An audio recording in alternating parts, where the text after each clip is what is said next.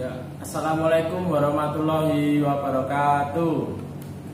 Selamat pagi anak-anak semua. Ya, sebelum memulai pelajaran pagi hari ini, marilah kita berdoa terlebih dahulu. Berdoa dimulai.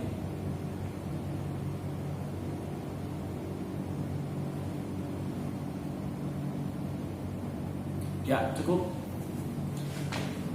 Sebelum memulai pelajaran pagi hari ini, kita absen terlebih dahulu ya.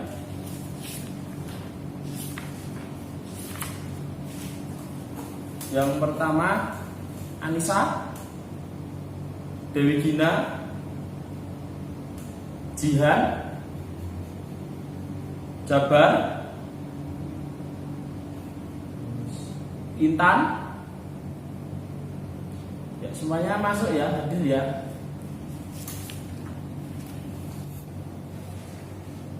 Ya, sebelum memulai pelajaran pagi hari ini, adakah yang ingin ditanyakan dari pelajaran kemarin? Tidak ada? Tidak. Sebelum kita mulai pembelajaran yang baru ini, kita ulas sejenak pembelajaran kemarin ya. Pembelajaran kemarin itu kita membahas tentang masuknya Hindu-Buddha atau berkembangnya Hindu-Buddha di Indonesia. Nah, itu kan sebelum datangnya Islam, Hindu-Buddha itu masuk terlebih dahulu di Indonesia. Yang pertama kali itu di Kerajaan Kutai Kartanegara itu kemarin di Kalimantan. Nah, dan terus berkembang dan akhirnya menyeluruh ke Indonesia dari mulai Sumatera, Jawa, Bali seperti itu. Perjalanan masuknya Hindu-Buddha di Indonesia itu kan melalui pelayaran itu, dan perkembangannya itu sangat cepat. Nah, akan tetapi di Indonesia karena Hindu-Buddha itu kan menganut kasta, nah itu banyak golongan-golongan dari yang atas sampai yang bawah. Masuknya Islam di Indonesia itu mempunyai beberapa teori. Yang pertama itu teori dari Gujarat. Nah, itu dalam teori ini dikatakan bahwa masuknya Islam di Indonesia dibawa oleh orang-orang Gujarat. Orang Gujarat ini merupakan orang dari bangsa India atau dari negara India seperti itu. Tokoh yang mendukung teori ini adalah salah satunya adalah Shaw.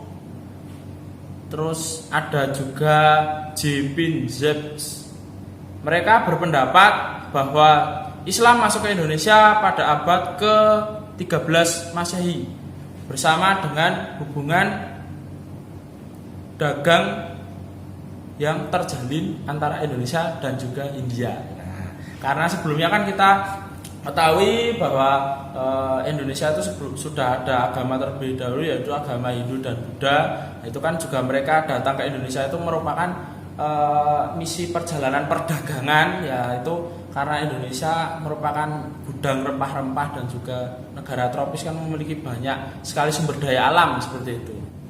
Bukti dari teori masuknya Islam di Indonesia itu dari kaum Gujarat itu diantaranya adalah salah satunya itu ada Sultan Samudrapasa, yaitu Malik As-Saleh tahun 1297 yang bercorakan Islam Gujarat atau Islam dari ke-India-Indiaan. Nah, seperti itu.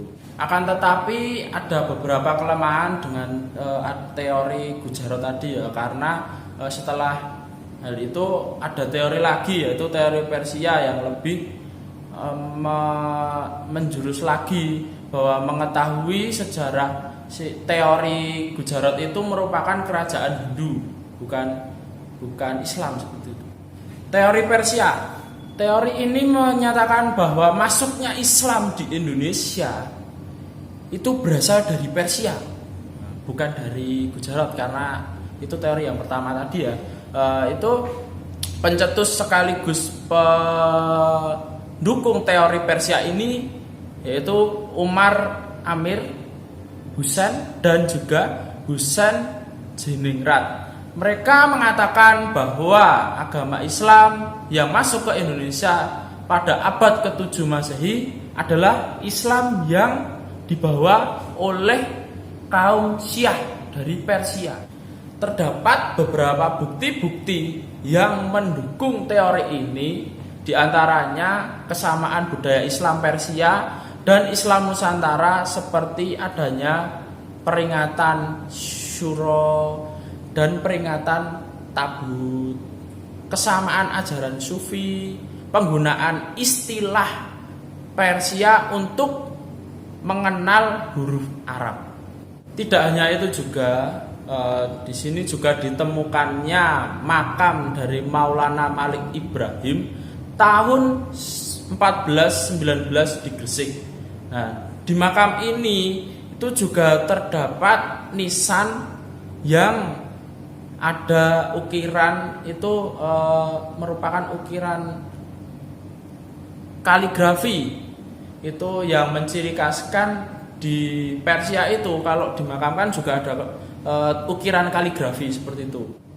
Karena banyaknya bukti yang mendukung teori Persia ini, nah itu menjadikan teori Persia ini didukung sebagai teori masuknya Islam yang benar-benar itu, yaitu teori Persia ini. Akan tetapi pada teori Persia ini kan disebutkan bahwasannya masuknya itu abad ke-7, sedangkan abad ke-7 itu kekuasaan Islam di Timur Tengah masih dalam menggunakan Khalifah Umayyah yang berada di Damaskus, Baghdad,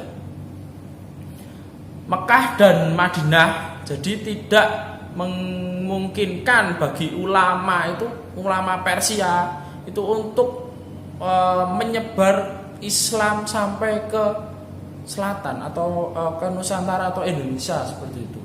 Kemudian ada juga teori Arab atau teori Mekah. Sebagaimana kita tahu, Mekah atau Arab itu merupakan pusat dari agama Islam, itu kan di sana.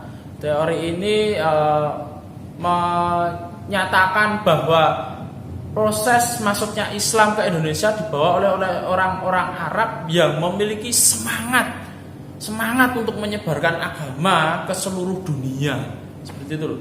Nah, itu terdapat di teori Mekah ini ya. Hingga saat ini teori ini merupakan teori paling kuat karena ya Mekah sebagai pintu utama kita agama Islam yang pertama itu juga di Mekah atau di Arab. Nah, itu kan merupakan pedoman kita itu. Nah, itu tetapi juga ada kelemahannya di sini. Karena bukti-bukti Islam itu masuknya itu dari Arab itu kurang, di Indonesia itu kurang adanya bukti-bukti tersebut. Nah, itu menjadikan teori ini juga mempunyai kelemahan. Teori selanjutnya yaitu teori Cina. Teori Cina merupakan teori yang belum lama ini berkembang di Indonesia. Itu menyatakan bahwa Indonesia itu masuknya Islam ke Indonesia itu dari Muslim Cina yang datang ke Nusantara. Itu teori ini itu dicetuskan atau dibuat itu oleh Slamet Mulyono dan juga Sumanto Al-Qurbi. Bukti dari teori ini itu yaitu Cina itu ekspansi atau pindah atau melakukan perjalanan dari Cina ke Asia Tenggara, yaitu di Palembang itu pada tahun 879 Masehi. Nah, yang kedua itu adanya masjid tua berarsitektur Cina di Jawa. Nah, terus yang ketiga itu ada raja pertama Demak yang berasal dari keturunan orang Cina. Nah, itu siapa rajanya? Nah, itu rajanya itu adalah Raja Raden Patah. Nah, yang keempat itu teori itu mempunyai bukti yaitu adanya gelar Raja Demak yang dituliskan menggunakan istilah Cina. Nah, ini kan bersangkutan lagi ya, karena di teori ini mempunyai banyak bukti-bukti juga bahwa Cina itu merupakan ada Muslim Cina itu masuk ke Indonesia dan menyebarkan agama Islam itu di Indonesia. tadi kan sudah dijelaskan beberapa teori masuknya Islam ke Indonesia. Nanti saya gambarkan bagaimana jalurnya itu, jalur-jalur penyebaran Indonesia itu datangnya itu dari mana, itu nanti masuknya kemana, itu nanti saya gambarkan. Diperhatikan ya di papan tulis. Baik anak-anak, di sini Bapak akan menggambarkan bagaimana masuknya agama Islam di Indonesia melalui beberapa teori dan ahli ya. Saya gambar dulu untuk peta Indonesianya ya.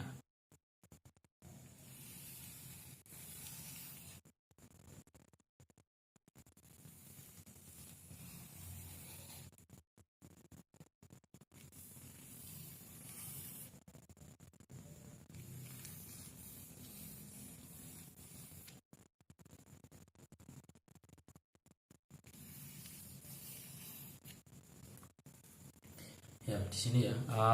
Di sini merupakan Pulau Sumatera. Di sini Jawa. Di sini Kalimantan.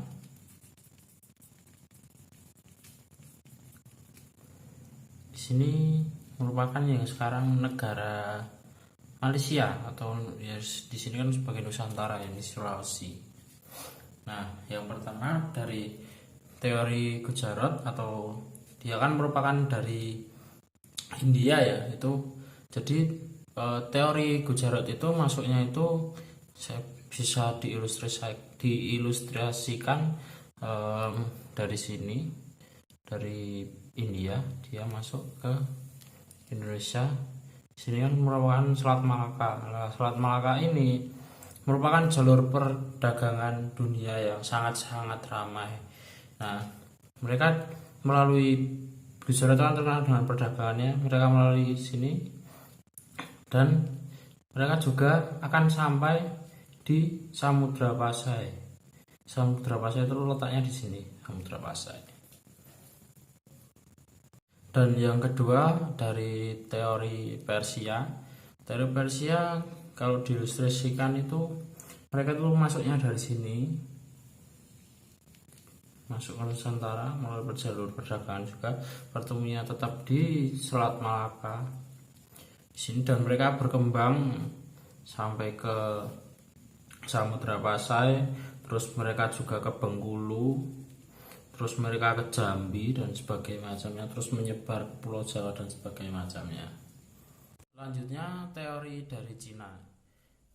Teori Cina ini juga masuknya itu dari arah sini, sebelah sini. Dia juga masuk sini, terus lewat sini sama. Dan mereka berkembangnya di Palembang, kurang lebih Palembang di sini. Dan mereka juga berkembang di Palembang. Setelah Palembang menyebar ke seluruh Nusantara, terus yang terkenal dan kita ketahui itu berada di Demak, di Pulau Jawa, di Demak itu kental sekali, atau kita ketahui sampai sekarang ini. Dan ya Demak itu merupakan teori dari Cina ya, berkembangnya itu dari Palembang, bukan dari Cina, dari Palembang itu berkembang ke Pulau Jawa, terutama di Demak. Kemudian teori Mekah. Teori Mekah ini teori ini dia dari Mekah. Ya dari Mekah terus masuk ya langsung ke Samudra Pasai dan berkembang. Dan karena sekarang ini juga kita ketahui bahwa Aceh itu kan merupakan serambi Mekah, mungkin bisa dikatakan seperti itu. Dahulunya juga banyak orang-orang Mekah atau Arab itu datangnya itu melalui di Aceh ya, di daerah Aceh itu di Samudra Pasai.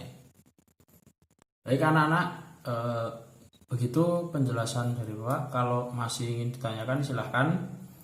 Dan ini nanti kasih tugas, silahkan dikerjakan, nanti didiskusikan aja. Ya, sekian pembelajaran untuk hari ini. Sebelum kita selesai dan istirahat, mari kita berdoa terlebih dahulu. berdoa, silakan. Ya cukup. Terima kasih. Assalamualaikum warahmatullahi wabarakatuh.